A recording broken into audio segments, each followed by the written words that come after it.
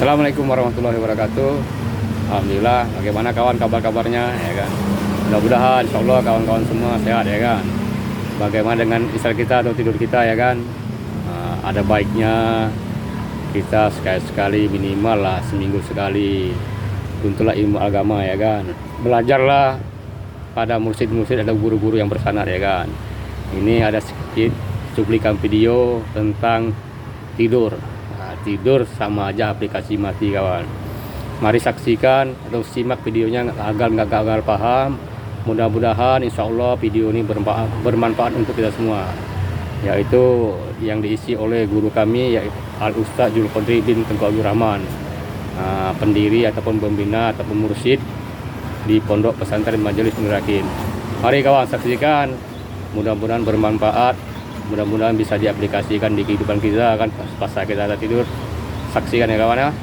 Semoga bermanfaat. Tidurnya pun berkualitas gitu. Kenapa sebelum dia tidur dia kembalikan semua yang punya Allah, yang Allah titipkan dengan kebebasan dikembalikan kepada Allah Bapak Ibu. Gini nih logikanya. Kalau kita bangun tidur kita bisa gerak gini, betul ya? Betul ya? Tapi kalau kita tidur, apakah kita yang gerakkan tuh? Contoh orang tidur, apakah dia gitu aja? Kan enggak.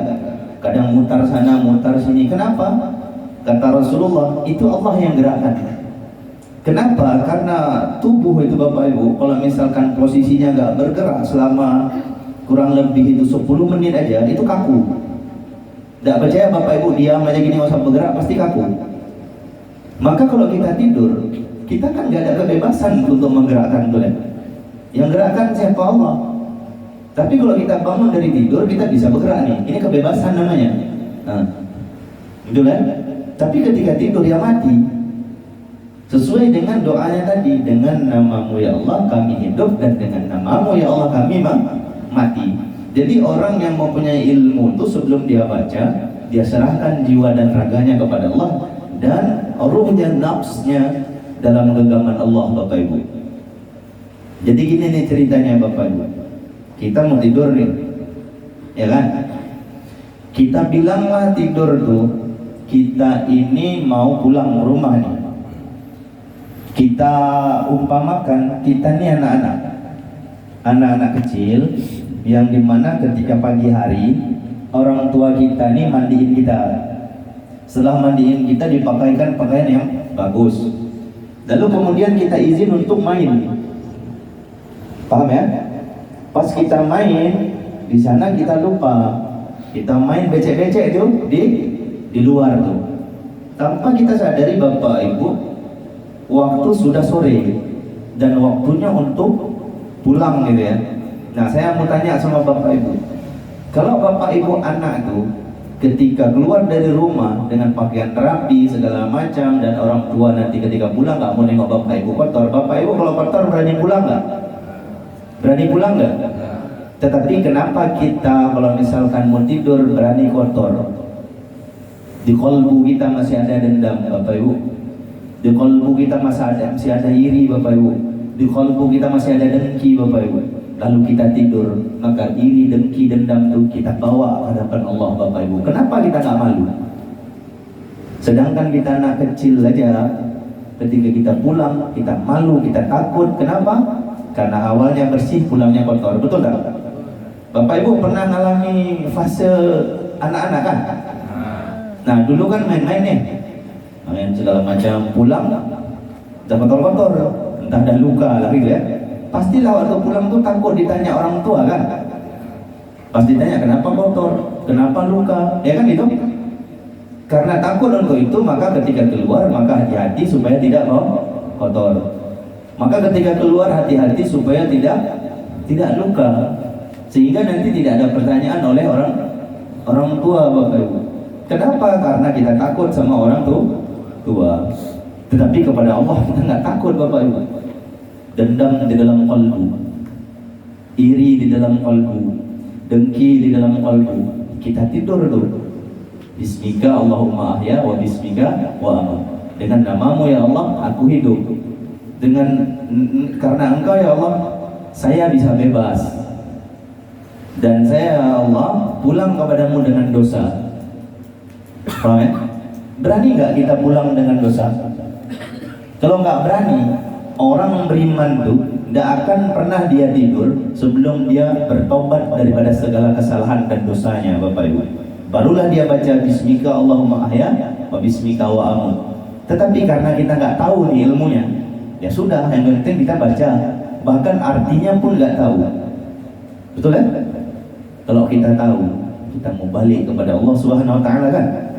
Bagaimana mungkin kita mau membawa sesuatu yang kotor ataupun dosa-dosa kita ke hadapan Allah? Mestilah contoh misalkan kayak seorang laki-laki Ansar yang ketika lewat di majlis Rasulullah, lalu Rasulullah berkata, ya lafikum rajulun min ahli jannah. Sebentar lagi laki-laki penduduk surga akan muncul. Siapa? Itu apa kerja laki-laki itu? Maka sebelum tidur dia berdoa kepada Allah, betul ya?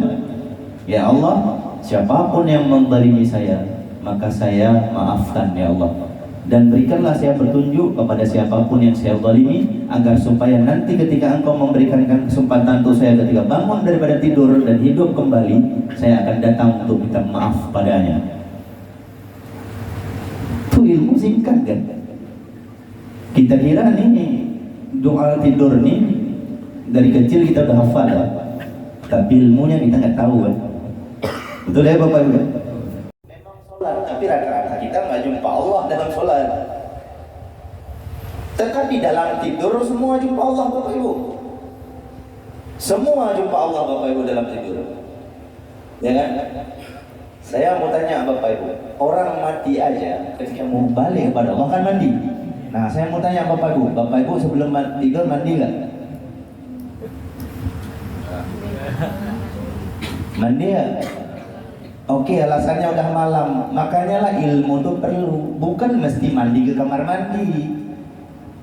Mandiin matamu yang punya dosa. Mandiin pikiranmu yang pikiran buruk-buruk. Mandiin tanganmu, mandiin kakimu, kayak gini nih ceritanya nih. Sebelum tidur tuh, mandi tuh gini maksud saya, bukan mandi bukan. Sebelum tidur kan wudhu dulu. Habis wudhu kayak gini. Astaghfirullahaladzim. Ya Allah, ampunilah dosa kaki saya, karena mungkin saya melangkah kepada hal yang tidak Engkau ridai. Naik ke atas, astaghfirullahaladzim. Ya Allah, ampunilah dosa paha saya. Naik ke atas, ya Allah, astaghfirullahaladzim, ampunilah dosa pusat saya. Astaghfirullahaladzim, ampunilah dosa jantung saya. Ampunilah dosa hati saya. Ampunilah dosa tangan saya. Ampunilah dosa pikiran saya. Ampunilah dosa mata saya. Ampunilah dosa telinga saya. Ampunilah dosa lisan saya. Coba ada nggak? Nggak kan? Makanya tidurnya bangunnya nggak nikmat.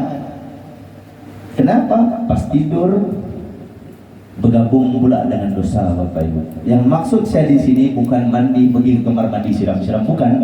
Tetapi mandi hakikat Bapak Ibu. Taubatilah dirimu, karena dirimu senantiasa berbuat dosa dari bangun tidur sampai tidur lagi Bapak Ibu. Maka sebelum kita kembali kepada Allah, taubatilah diri kita. Ampunilah ya Allah saya. Ya Allah, ampunilah saya telah menzalimi hamba-Mu ya Allah. Ya Allah, ampunilah saya ya Allah. Saya masih kesal sama orang ya Allah. Mudahkanlah ya Allah kesal ini lepas ya Allah, biar saya nikmat ketika kembali padamu ya Allah. Ada kan? Enggak kan? Terus yang kedua pakaian. Nah saya mau tanya sama Bapak Ibu pas tidur tuh pakai baju yang bagus atau pakai baju apa adanya aja yang tidur gitu ya? Saya dibilang sama bapak saya dulu sebelum beliau meninggal, waktu saya masih lajang batu aja. Jadi waktu saya lajang tuh saya tetap tidur aja, mau serak lah kasur tuh. Bapak saya negur saya gitu, kamu bangun dulu gitu. Kenapa Pak? Bersihkan dulu tempat tidurmu. Saya bilang kan orang tidur tuh bahkan nggak sadar, biarlah serak gitu. Bapak saya bilang, nanti kalau kita mati itu tidur. Jadi tempat tidur kita usahakan bersih, wangi, rapi. Jangan lupa kan ya, sampaikan pesan Bapak ini sama istrimu nanti dan sama anak-anakmu nanti. Bapak saya nggak bilang sama murid-muridmu nanti. Kenapa? Pada waktu itu saya belum jadi guru. Dan berarti pesan ini saya sampaikan juga kepada murid-murid saya. Karena kita pada hakikatnya mati itu tidur, maka setiap tidur tempat tidur harus bersih. tempat tidur harus rapi, tempat tidur harus wangi. Ngerti? Nah, terus kita kan dikafani itu. Betul kan? Maksud saya bukan perlu juga pakai baju jubah mau tidur. Untuk kepanasan nanti. Udah nggak ada kipas, AC belum hidup, minimal tutup aurat. Minimal. Cikgu, kami kan perempuan cikgu, macam mana menutup aurat cikgu kan gitu? Ya kan? Yang penting nggak nampak yang bukan sama mahram. Maksud saya pakaian itu amal, Bapak Ibu, amal. Ngerti nggak itu? Jadi gini nih ceritanya, kalau kita mau pergi pesta tuh, ada undangan nikah, pakai baju yang keren nggak? Kenapa? Karena mau pergi pesta, karena di sana banyak tamu. Ketika balik kepada Allah, kira-kira yang dimuliakan Allah di sana tamunya banyak nggak? Maka pakai pakaian yang bagus-bagus. Usahakan sebelum tidur ya baca Quran, nanti supaya siapa tahu Al-Quran itu jadi pakaianmu. Nggak sanggup engkau baca Al-Quran ya minimal lah. Bismillahirrahmanirrahim. Qul huwallahu ahad, Allahus samad, lam yalid wa lam yulad wa lam yakul lahu kufuwan ahad. 3 kali dah khatam. Tapi jangan ambil yang enak aja. Dah baca Quran ya, udah khatam saja itu. Ilmunya apa? Al-Ikhlas 3 kali ya. Besok-besok ada kayak berapa ayat gitu loh. Maksud awak nih sebelum tidur kan. Bismillahirrahmanirrahim. Alif Lam Mim. Dzalikal kitabu la raiba fihi hudal lil muttaqin. Kita baca artinya apa? Kita pahami maknanya apa supaya kita bisa ngamalin. Bukan baca-baca doang tapi nggak ngamalin. Quran itu bukan untuk dibaca-baca tapi dibaca diamalin. Ini macam mana mau ngamalin, dibaca pun tidak. Coba. Jadi pakai pakaian nama saya itu pakaian amal salih. Ngerti ya? Jadi yang buruk-buruk dimandiin dulu, dibersihin dulu kan. Bapak Ibu kalau mandi kan bersih, digosok, betul ya? Artinya apa? Daki-daki ini digosok segala macam kan, kasih sabun ya kan? Nah, segala dendam, iri, dengki ditaubati. Terus ngapain lagi Bapak Ibu? Disolatin kan? Nah, solat tuh salah berasal dari kata dalam bahasa Arab itu doa. Jadi berdoa sebelum tidur. Doanya apa tadi?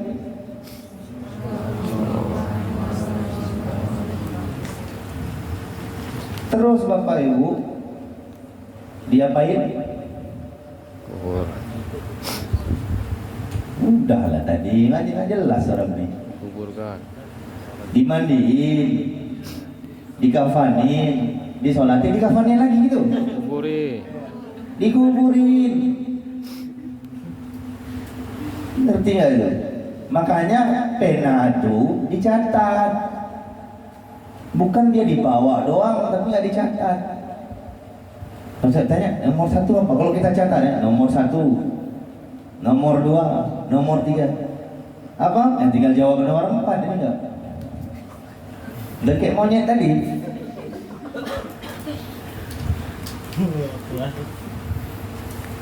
Kuburin. Apa yang dikuburin Bapak Ibu? Ya? Amarah itu. Bukan. Emosi. Kalau daun dapat madu. Bukan. Udah tadi amal buruk udah dibersihkan. Amal soleh udah jadi pakaian. Amal buruk itu kan dimandiin, ditobati. Yang dikuburin itu apa? Kembali pada Allah ya. 2 yang dikuburin. Apa? Iya. Apa? Apa? Yang ketawa aja. Amal baik, Amal baik, amal buruk dikuburin. Bagus bang. kebaikan kita pada orang lain sama keburukan orang pada kita. Nanti dapat madu bang. Itulah dia. Yang dikuburin apa bang?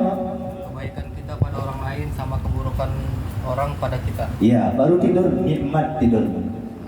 Ketika engkau bangun nikmatnya tak setara.